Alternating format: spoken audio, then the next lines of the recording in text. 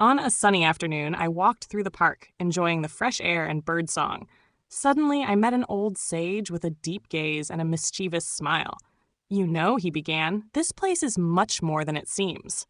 There was once a sea here before it became a graveyard." Looking at the horizon, his eyes drifted into memories of a distant past. Once it was all open sea, surrounded by lush forests where dinosaurs roamed. Now they are extinct, all because of a meteorite that struck the Earth. And some of them, well, some we even ate, he added, laughing with ironic tones as I listened incredulously.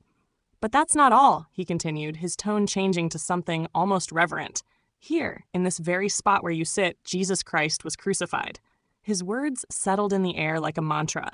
Believe it or not, the Romans were involved in all this. In fact, we even sold the nails used to crucify Jesus.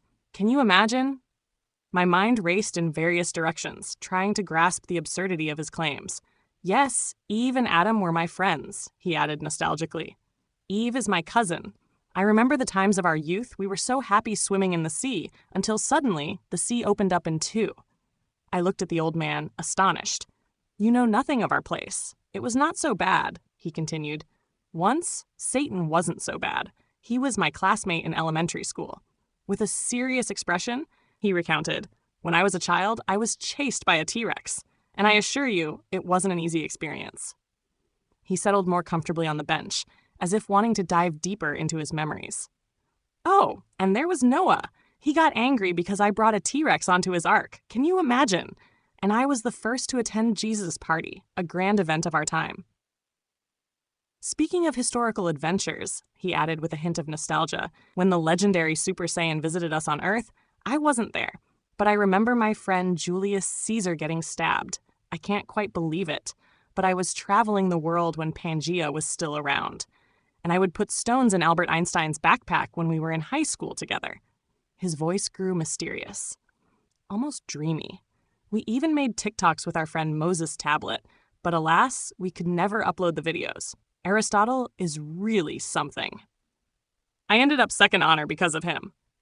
He burst into laughter, and I realized that despite the absurdity of his stories, there was a profound lesson and a connection to the past that made me smile.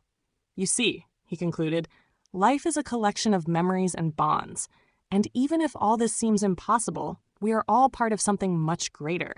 So, never forget the stories of your place, for they are what make us unique." As I started to leave, his gaze returned to scanning the horizon.